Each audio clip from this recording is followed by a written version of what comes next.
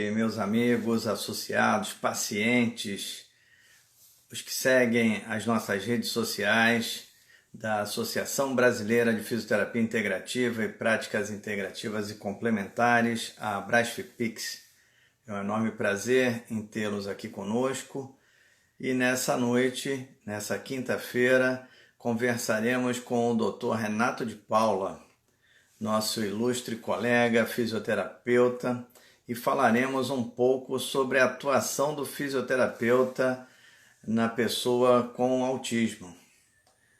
E será a segunda live aqui abordando o tema. Abordamos inicialmente com a doutora Raviele, que além de ser fisioterapeuta, é mãe de trigêmeos autistas, né? É um triplo desafio, onde tivemos aqui um excelente bate-papo, onde ela mostrou as diferenças, né, de comportamento, de tratamento, onde nunca podemos ter apenas uma visão, um único tratamento, né? Sendo ela trigêmeos, né, trigêmeos autistas, mas são 3 tratamentos completamente diferentes. E com essa finalidade é que a fisioterapia vem atuando, crescendo no espectro autista e também, né, esse diagnóstico vem crescendo, né, dessa síndrome, vem crescendo ao longo dos anos, onde hoje o Dr. Renato vai nos falar mais precisamente, mas está em torno de a cada 100 nascimentos, uma criança se tornará dentro do espectro autista, né? E para isso hoje temos diversas ferramentas. O fisioterapeuta é apto, é habilitado à solicitação de exames complementares. Hoje existem diversos exames de mapeamento genético, onde podemos ter essa magnitude e essa confirmação do diagnóstico, né? E muitos têm dúvidas. O fisioterapeuta de fato pode atuar no tratamento, no diagnóstico e tratamento do espectro autista? O Dr. Renato trabalha diretamente com esse segmento, né?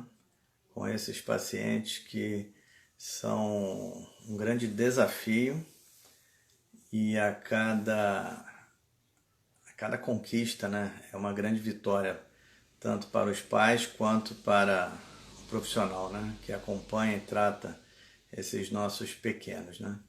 E quanto mais precoce, né, ser esse tratamento, o resultado dele é magnífico, né?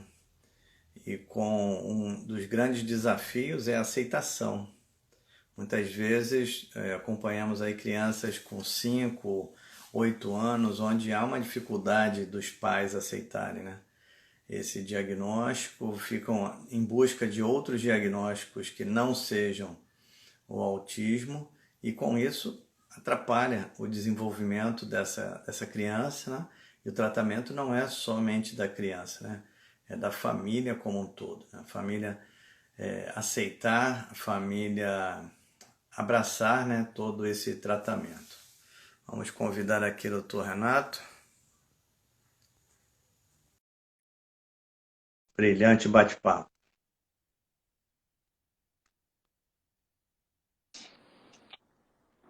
Boa noite, Dr. Renato. Boa noite, Cailson, querido. Obrigado pelo convite. É uma honra estar aqui com você nessa live. A gente já tem falado há tanto tempo que esse tema é importante para ser abordado aqui na fisioterapia, e que bom que esse dia chegou.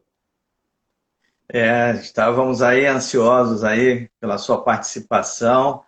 Agradecemos muito aí a sua presença, né? A presença dos nossos colegas, Dr. Leonardo Brito, presidente da FERJ, conselheiro do CREFITO 2, demais colegas de outros estados, Dr. Ricardo Charadia.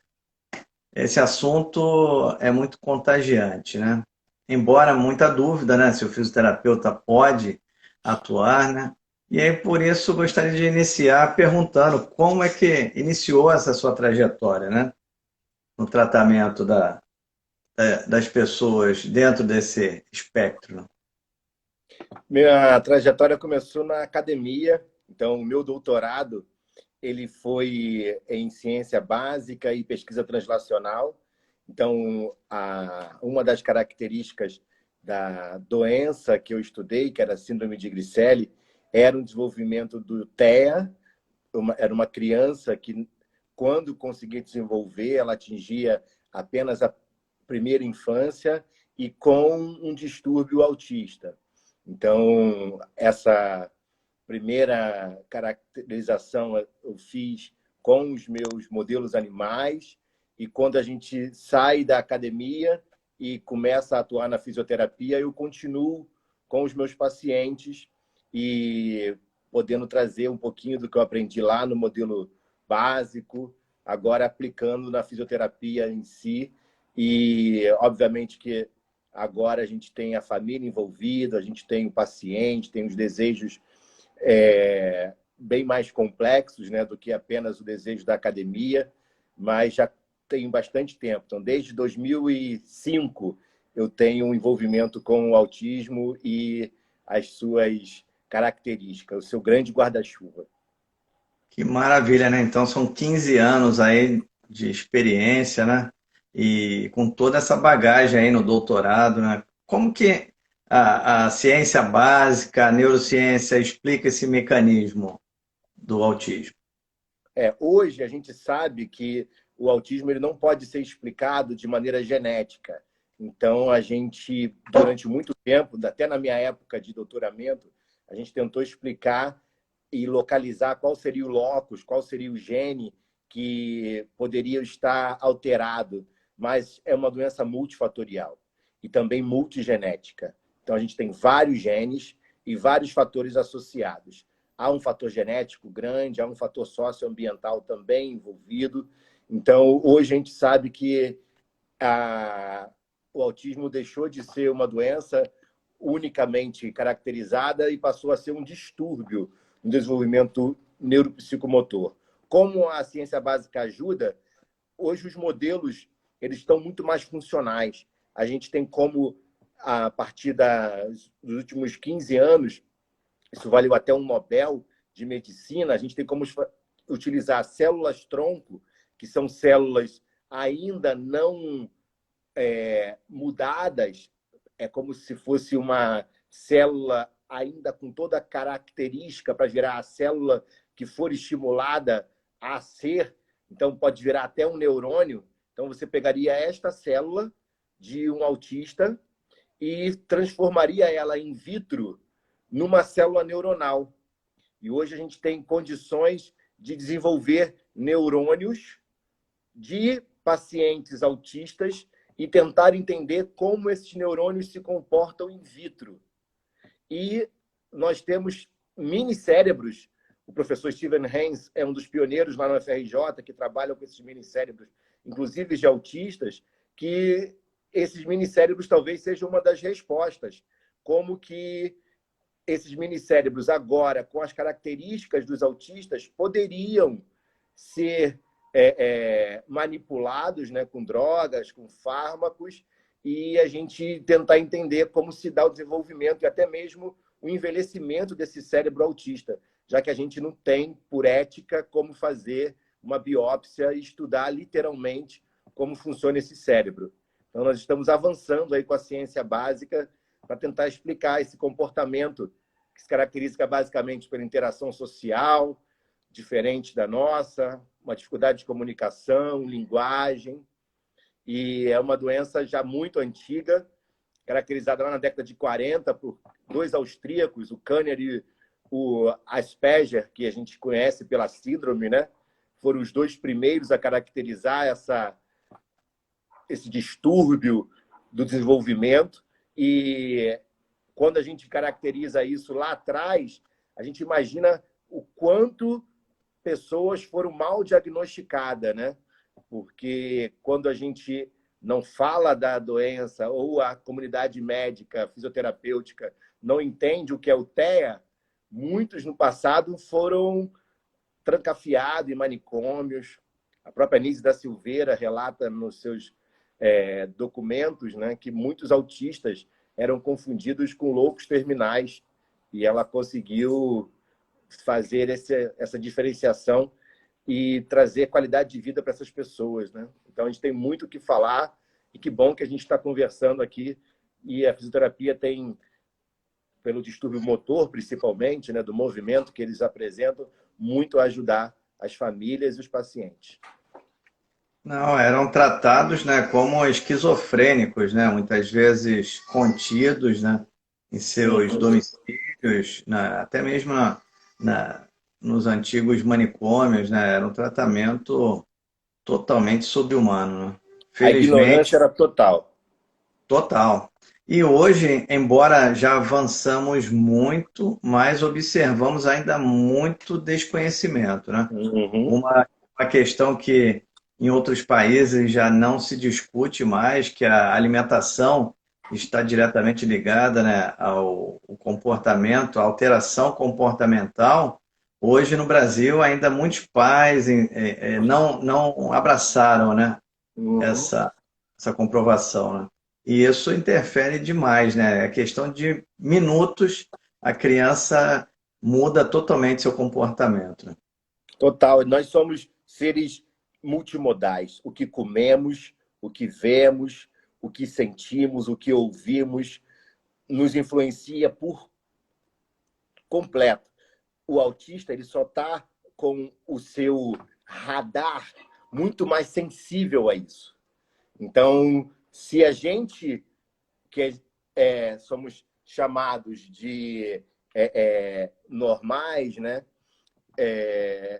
Somos certamente atingidos pelo que comemos, ou pelo som, ou pela luz, eles são muito mais sensíveis. São seres, são pessoas com esse sistema sensorial muito mais aguçado. Então, se a gente sabe que isso acontece e entende, consegue facilitar o seu meio, a qualidade de vida, a interação com eles se torna muito mais fácil. E isso muitas vezes é num hábito simples, né? Mas que muitas vezes pela criança gostar e existe essa tendência, né, da criança gostar de um determinado alimento e na maioria das vezes não é o melhor alimento ali para manter esse comportamento, mas como ela gosta, os pais querem que ela fique quietinha ali e aí insistem, né, Como a nessa. gente, né? A gente gosta daquilo que geralmente faz mal. E esses alimentos podem geralmente manter esse torpor, pode ser uma pequena inflamação, né? Uma inflamação basal que mantém essa criança ou esse jovem adulto, ou esse adulto cansado, prostrado. Então, se isso pode acontecer conosco, com a pessoa com TEA, a gente tem que redobrar o cuidado com a alimentação, e que certamente não pode ser uma alimentação que o prostre. Não, e é exatamente isso, não existe diferença entre nós e eles, só que o Uhum, corpo dele está múltiplas vezes mais ligado do que o nosso, né? uhum. Então, uma reação que para nós muitas vezes passa despercebido, né? Por uma irritação digestiva, a dele vai ser percebida com muita facilidade. E a gente fala de piques, e como a gente tem essa visão, que tudo se liga a tudo, essa sobrecarga intestinal vai gerar os desbalanços, uma tendinite, uma artrite, uma dor constante de coluna, que a gente, talvez, como fisioterapeuta, vai ficar tratando ali a queixa, mas a origem não está sendo percebida. Então, é muito importante que a gente comente que se tudo se liga a tudo em todas as pessoas, na pessoa com TEA, isso é ainda mais crucial, esse olhar detalhado do que come, da hora que come. São pessoas que precisam de rotina, gostam de rotina. O cérebro dele é preparado para a rotina, é preparado para o combinado. Então, se você diz que vai fazer algum tipo de terapia, eu quero dar essas dicas aqui para os terapeutas que têm alguma dificuldade de iniciar o trabalho com uma criança autista, com um familiar, achando que pode ter alguma dificuldade. E essa dificuldade, ela é principalmente se os combinados não forem muito claros, se você não perceber que se você falar com ele e essa dificuldade de linguagem, essa barreira de linguagem for rompida e ele realmente entender que o que você está propondo vai ser feito e vai ser feito em conjunto por vocês dois, isso já facilita o trabalho muito. As pistas cognitivas que eu uso, eu quero incentivar todo mundo a usar, que é usar pistas coloridas, que é utilizar um quadro ou um livro de ações, onde vocês dois preenchem esse livro dizendo qual será a rotina de trabalho que vai ser enfrentada naquele dia.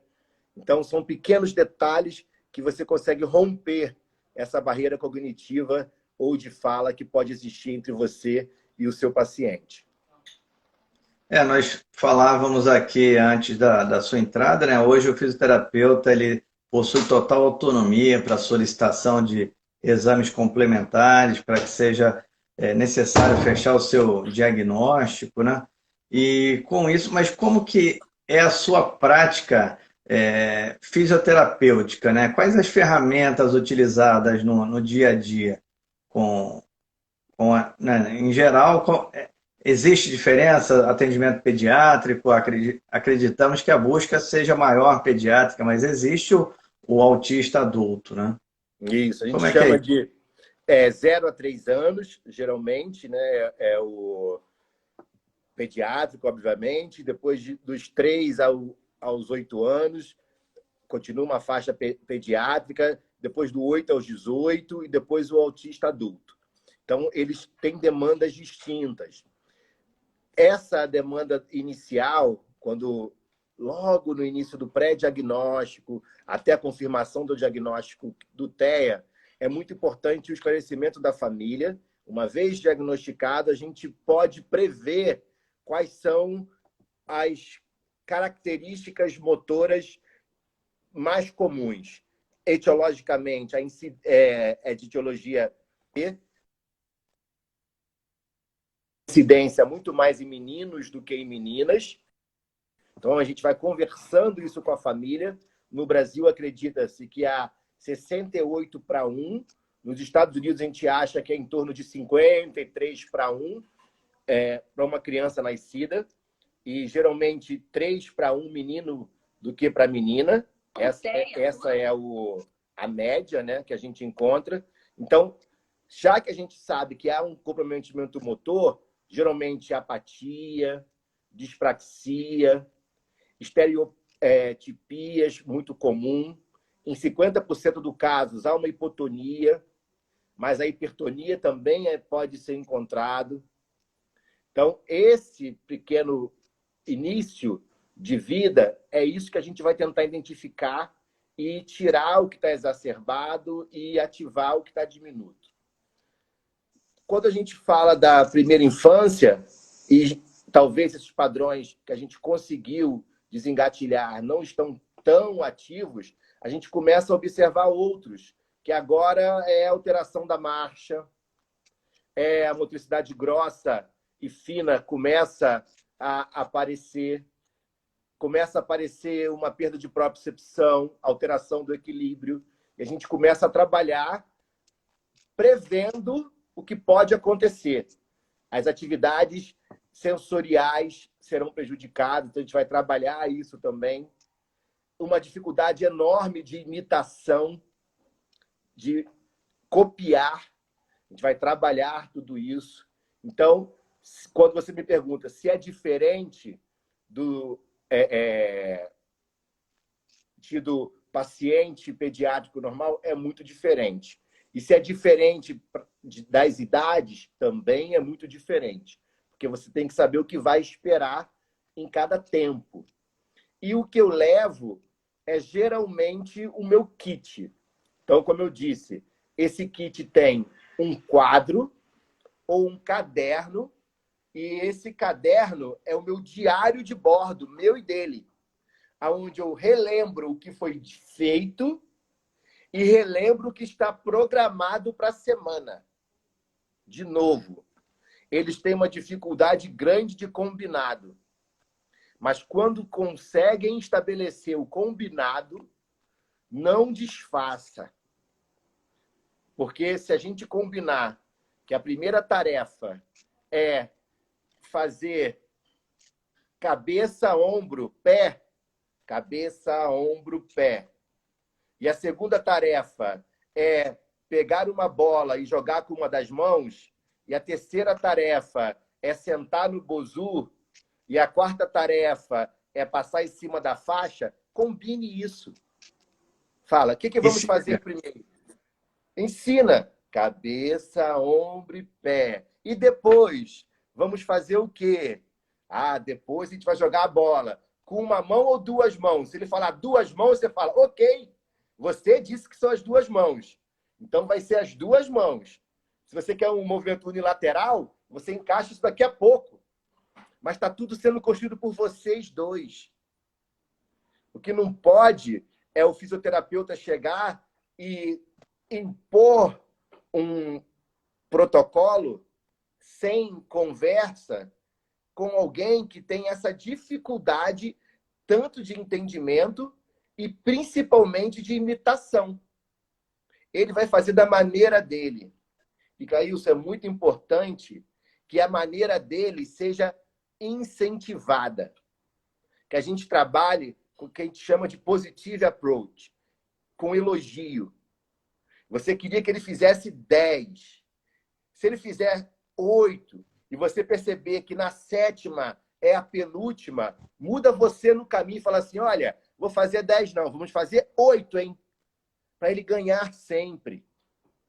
Para ele não achar que a prática de atividade física é um fardo e é algo que não está sendo bom para ele, porque os amigos da escola já mostram que ele não é bom o suficiente, que ele não é normal. Então, na fisioterapia dele, ele tem que ser sempre incentivado para que ele possa repetir, para que ele possa ganhar. E quando ele não faz as estereotipias, geralmente de se machucar, de se apertar, puxar o cabelo, que é geralmente uma forma dele reclamar, você percebe que você está indo no caminho certo. Você está elogiando ele e ele está sentindo esse elogio. E não é elogiar apenas falando que ele é bom, mas evitando as críticas. Então, meu material é isso. É um material com um quadro, onde eu aviso sempre o que ele vai fazer. Toda vez que ele faz, a Aline está lembrando aqui, a gente faz o reforço positivo, sempre. Depois que ele faz o reforço positivo, a minha atividade ela é colorida, ele vai pelo verde, ele se acalma no amarelo, ele para no vermelho, então ele tem o colorido para guiá-lo e sempre que possível a gente estabelece que as atividades têm início, meio e fim, conforme nós combinamos. Então é muito gostoso trabalhar com eles, desde que a gente consiga fazer isso combinado. E a literatura mostra muita coisa, Caio.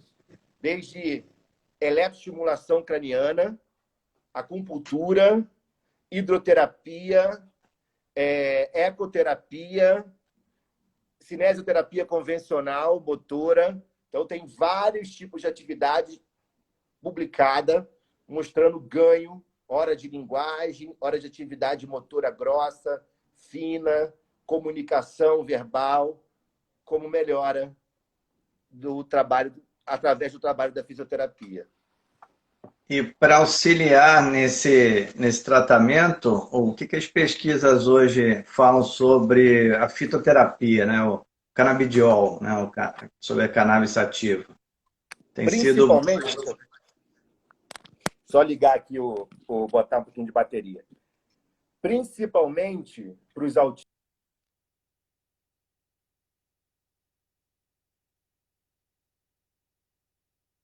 interrompeu. Principalmente para os Principalmente. autistas, principalmente para os autistas que convulsionam. Então, se tem algum problema de convulsão, o canabidiol já está, principalmente nos países de primeiro mundo, que já está liberado, o canabidiol e os seus derivados já estão sendo estudados. Geralmente não se dá a planta para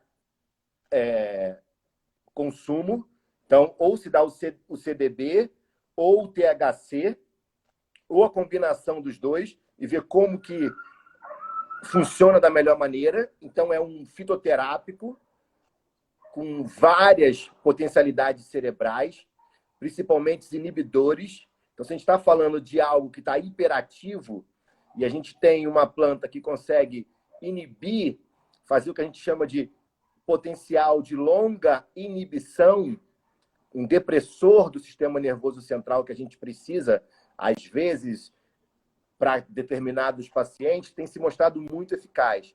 A literatura mostrando não só para os autistas, mas principalmente para quem tem as convulsões. E deixo claro, meus colegas sabem, mas talvez possa ter algum leigo aqui na live, que convulsionar não é só aquele estereótipo de se contorcer e Cair no chão. cair no chão. Você pode convulsionar sentado, você pode convulsionar só com os olhos tremendo, só com pequenos gestos, ou até mesmo sem gestos. Então, você pode só fazer o freezing, só congelar. Então, tem várias formas aí de fazer a referência do que é essa convulsão. Então, tem literatura mostrando que o canabidiol e o THC, ora em separado e ora em conjunto, funcionam e funcionam bem. A Aline nos pergunta aqui, e nas crianças com comorbidades associadas, tipo TDA, TOD? Isso é mais comum do que a gente pensa. O que a gente está tratando, Aline, é a disfunção. Então, o diagnóstico ele é muito importante, tá? Saber o que essa criança tem, mas o mais importante de tudo é entender. A gente começou essa conversa falando que a alimentação tem um fator preponderante no gesto, em como esse paciente se comporta psiquicamente e motoramente. Então, o inverso também é verdadeiro. O gesto também tem uma influência enorme no psique.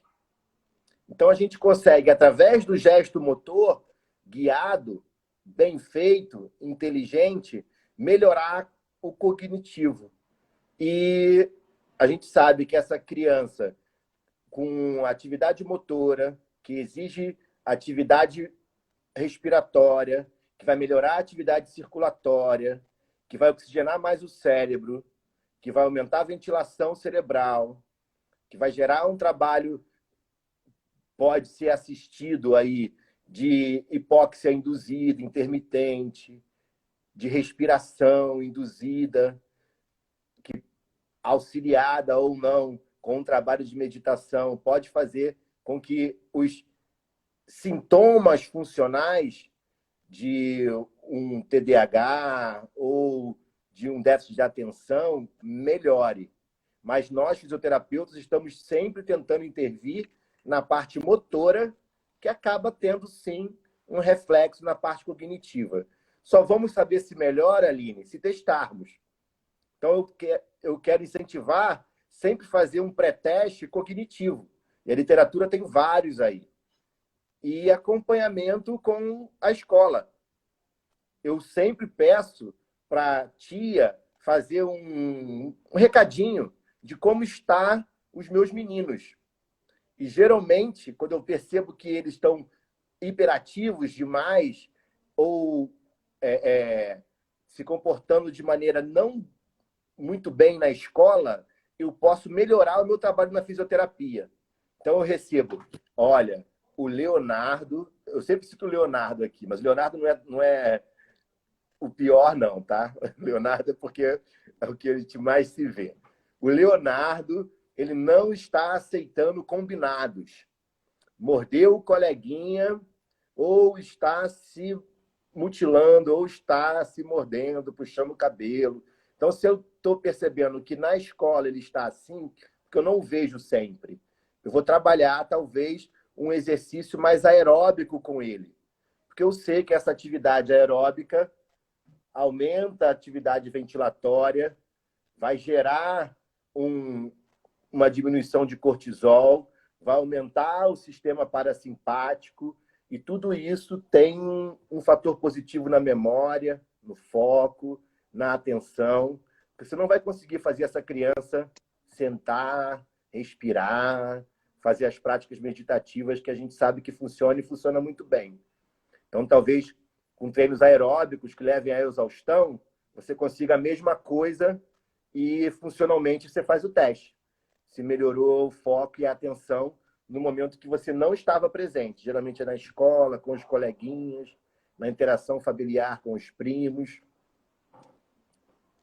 E são adaptações diárias, né? Não existe um protocolo, você não vai conseguir seguir com aquele tratamento. Sempre vai ter que existir essa adaptação, né?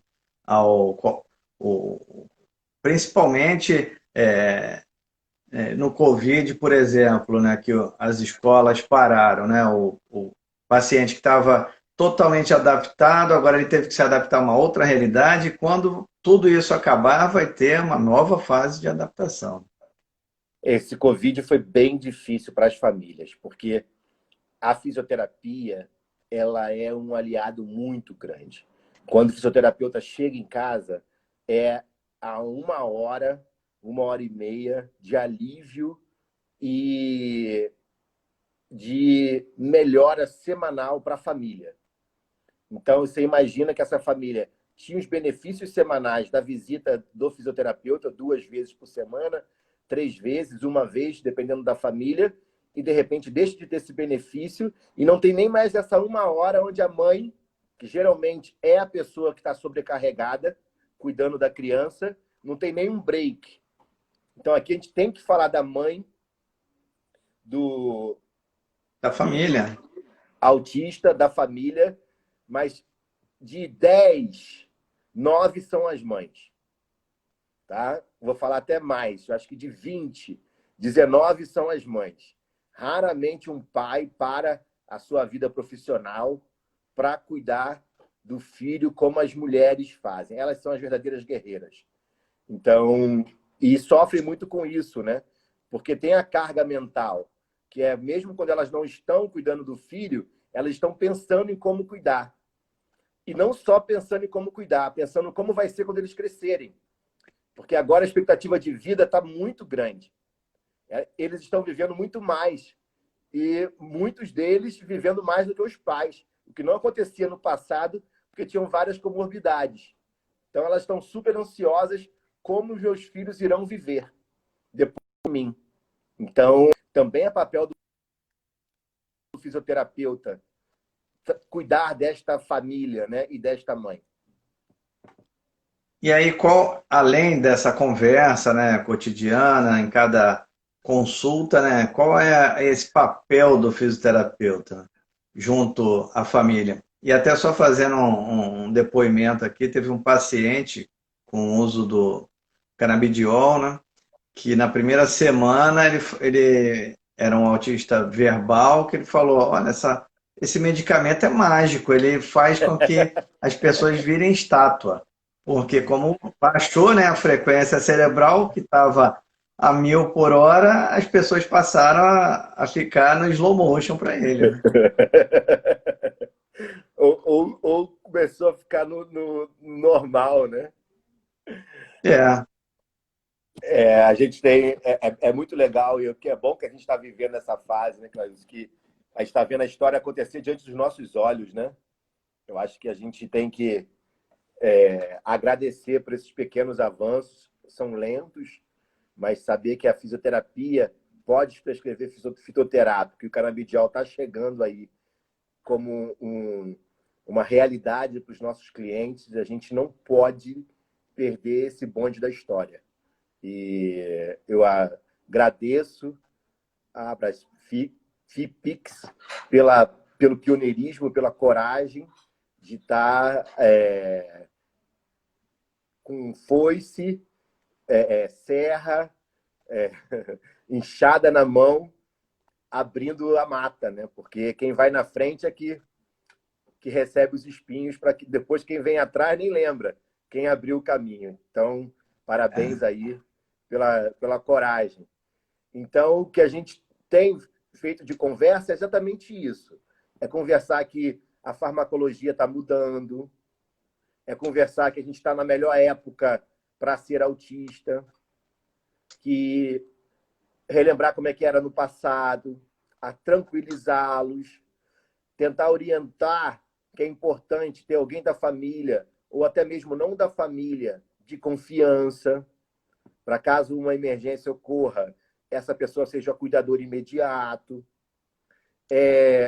Ter uma equipe de confiança, um ortopedista pediátrico, no caso, ou adulto de confiança, ter o nutricionista de confiança, o endócrino de confiança.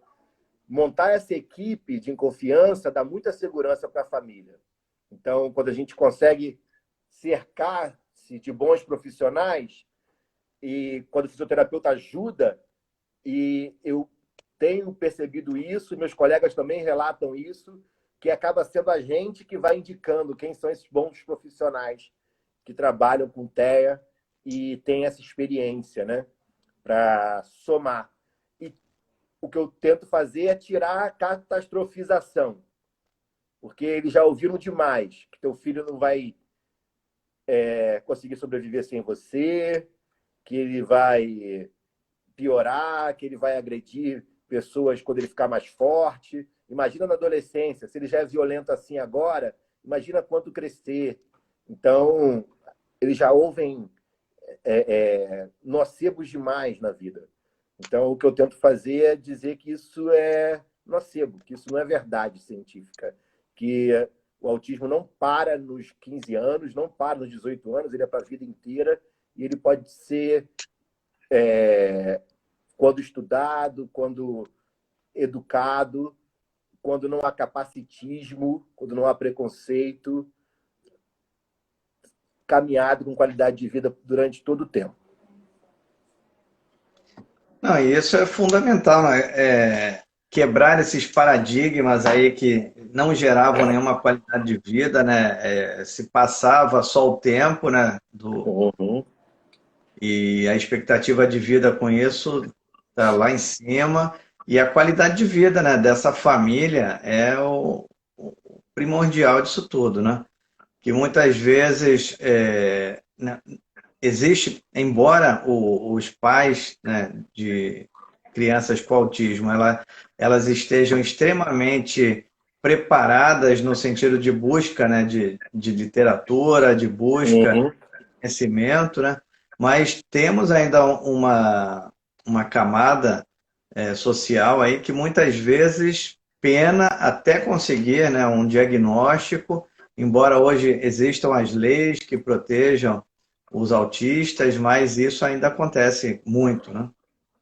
O abismo social brasileiro ele é muito grande e ele é cruel com as pessoas que adoecem. Então, se você tem a sorte, né, de ter sido uma pessoa autista numa camada A e B, certamente a qualidade de vida vai ser outra, o processo de inclusão da sua família vai ser mais difícil, mas você consegue formar uma rede de apoio muito grande. Eu tenho aqui vários pacientes que já entraram aqui na live, pessoas que se conheceram durante a busca pela cura dos seus filhos ou pela melhora dos seus filhos, mas quando você está lá na classe D, Z, é muito difícil. A tendência, na verdade, é você isolar esse autista e o isolamento só afasta ele da melhora. Então, deixa ele mais com mais estereotipias, mais dificuldade de ter melhora motora E quanto mais lives a gente fizer sobre esse tema, por isso que eu agradeço de novo poder falar de um tema que eu gosto tanto, mais a gente vai tirar o mito, porque é o mito que estraga tudo. As pessoas criam dificuldades e lendas em cima de algo que é prático. Então, ser autista é ter uma característica diferente das nossas. E ponto. Só isso. A gente tem que encarar como essa realidade e trabalhar em cima disso. E a gente está falando também dos autistas de alto rendimento, que são professores universitários, pesquisadores, pintores, são brilhantes e também têm seus distúrbios, também têm suas crises e nem por isso deixam de ser autistas, jogam bola, são pessoas de alto rendimento. Então, a gente tem que falar mais. Quanto mais a gente fala, menos problema e mais solução a gente encontra. Sim, porque embora não haja um protocolo, né, que você possa indicar para uma mãe de autista, mas existem coisas que já se comprovaram que não dão certo. Uhum. Então, essa troca de informações e que eu ainda não vejo isso com um tráfego tão fluente como deveria ser, né? Essa troca entre os pais, né? Muitas vezes por diversos fatores, vergonha, querer negar diagnóstico, isso tudo só atrapalha. Tem que buscar informação, trocar informações com os pais, porque certamente um pai que já está aí no tratamento há 3, 4 anos vai saber alguma dica do que deu errado, para que o outro pai Mas não caia. eu tenho uma história de uma família que um irmão, eram dois irmãos, um irmão tinha um filho autista e o outro tinha dois filhos autistas. Esse irmão teve um filho autista e cuidou muito bem. Esse, com dois filhos autistas, negou que o filho era autista. Até 6 anos de idade, esses dois. E esse menino autista, que poderia ter sido até mais severo, hoje os 3 são tratados por mim, mas se chegasse antes, seria muito mais fácil ter o gesto motor, talvez com mais destreza, ter a linguagem menos prejudicada, ter a comunicação não verbal mais desenvolvida, mas o irmão, talvez vendo o outro irmão com um filho autista, não quis acreditar que os 2 filhos dele eram autistas, porque era um autismo mais brando. Como ele viu que o outro era um autismo forte, não verbal, ele olhou o dele e falou assim, não, o meu não é autista, não, o dele que é. Porque o dele que nem fala. O meu fala, o meu tá andando, mas também tinha um espectro autista. Então, como ele não procurou o diagnóstico mais cedo, talvez ele teria um desenvolvimento mais rápido, menos doloroso nessa fase escolar que as crianças estão vivendo agora. Então, foi uma negação familiar. Então, em algum motivo, em alguma nota, ainda há um preconceito de achar que há um erro genético, né, da sua família. Eu não posso admitir porque vão achar que sou eu que gerei um filho não perfeito. Então, é uma pena que isso ainda ocorra. Não, isso, por isso, quanto mais precoce, né, o diagnóstico, o tratamento, né, para acompanhar e conseguir ter os ganhos, né, sensório-motores antes Uhum. das portas de trás, né? Uhum. Mas essa rede que a gente está dizendo, ela está muito forte. Então, a carteirinha, a Fátima, ela estava aqui com a gente, a carteirinha do autista foi uma das grandes conquistas desse ano. Então, o governo federal outorgou a carteirinha, nós estamos brigando, você sabe que a gente está nessa luta aí para o fisioterapeuta também estar como um dos gestores da carteirinha. Então, que hoje a carteirinha ela só pode ser emitida por pais com laudo do psicólogo e do psiquiátrico. A gente quer também que o fisioterapeuta possa dar esse laudo, porque a gente tem competência para isso. Então, já conversei já com a equipe de pais e familiares do TEA que criaram a carteirinha. Então, hoje a gente tem bastante força. Eles já estão classificados e têm todos os direitos das pessoas PCDs, então, de medicação, a compra de imóveis, financiamento. Então, hoje, se você tem um filho autista ou se você é autista, você tem bastante benefício graças à luta dos familiares, que se uniram e buscaram os seus direitos. De novo, o TEA hoje é um guarda-chuva, onde o central do guarda-chuva talvez seja o principal autista, aquela característica grosseira do autismo, talvez com maior estereotipia, com maior autoagressividade, com menos fala, mas as hastes dos guarda-chuvas, quanto mais distante na haste, menos se parece com o autista e mais se parece com o dito normal, né, que a gente tem na sociedade. Então, a gente tem uma gama enorme aí e se você tem dúvida que é autista ou tem alguém na família autista, um psiquiatra pode te diagnosticar ou diagnosticar alguém da sua família e você ter todos os benefícios que a carteirinha do autista hoje dá a essas pessoas. Sim, e embora, né, uma ouvinte nossa que comentou que hoje já melhorou bastante, mas é fundamental que os pais busquem associações de autistas para que essa força se multiplique a cada dia, tendo as políticas municipais voltadas para o autismo, né? Temos já a federal, mas ela pode ser implementada e ganha mais força, né, quando implementada nos municípios, né? Com certeza. E a gente está trabalhando no CREFITO para isso, né? Para que essas leis federais elas se tornem mais fortes no município e mais fortes no governo estadual. E municipais também. Uhum. Doutor Renato, foi excelente aqui esse nosso bate-papo. É um assunto vasto aí que certamente teremos outras lives, né?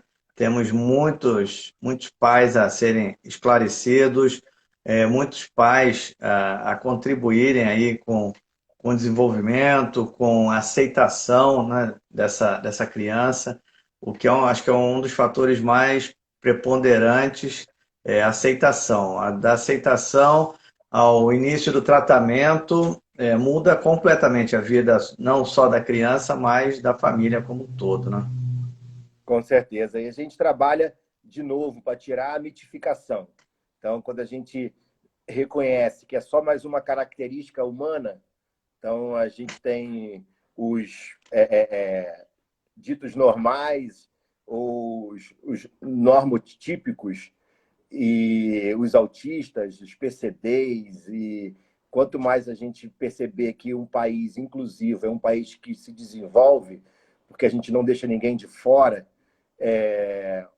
um país com menos barreira, com mais ponte, a gente vai facilitar. E nós somos essa profissão, né? Nós somos facilitadores. E que bom que a gente está conversando sobre isso, porque a nossa graduação também contribui para que a mitificação ocorra.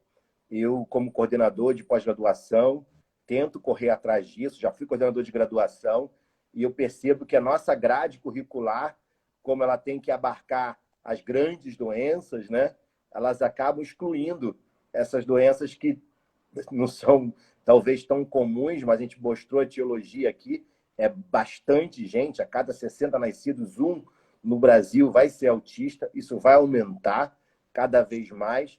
Então, a gente precisa que a nossa graduação também discuta o autismo, para que o fisioterapeuta saia preparado e não perca esse mercado de trabalho para outras pessoas. Hoje eu tenho visto que várias profissões estão cuidando dos autistas, isso não é um demérito, isso é bom, mas ninguém pode oferecer melhor cuidado para o gesto motor, para influenciar na cognição, para influenciar no comportamento cognitivo, para influenciar na habilidade de interação com os colegas, para influenciar na linguagem, para melhorar o sistema nervoso parasimpático, para manejo do estresse, controle da raiva, do que o fisioterapeuta. Então, se nós, professores, não conversarmos sobre isso, o mercado deixa de existir. Exato, e a excelência da formação, a finalidade são os nossos pacientes, né?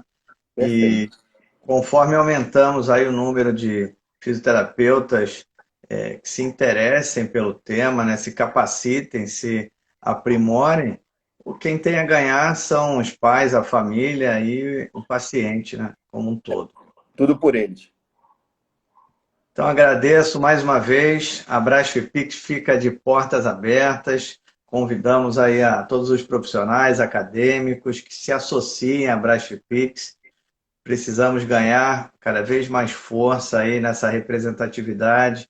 A Brasfipix tem a missão de abraçar as práticas integrativas e as prescrições medicamentosas, onde, apesar dos medicamentos já fazerem parte da vida do fisioterapeuta desde que ele existe aí na antiga e eficaz iontoforese, né? Hoje, a cada dia mais, a indústria, né? Não como comércio, mas como uma ferramenta de cuidado, vem ampliando aí, somando na nossa prática clínica, somando a todas as nossas especialidades, a toda na prática clínica diária do fisioterapeuta. Obrigado mais uma vez pelo convite. Um grande abraço, obrigado a todos que nos acompanharam aqui. Nossa live vai ficar disponível no nosso IGVT e acompanhe as nossas redes sociais. Grande abraço, Renato. Boa noite a todos. Um abraço, querida. Boa noite, bom descanso. Tchau, tchau.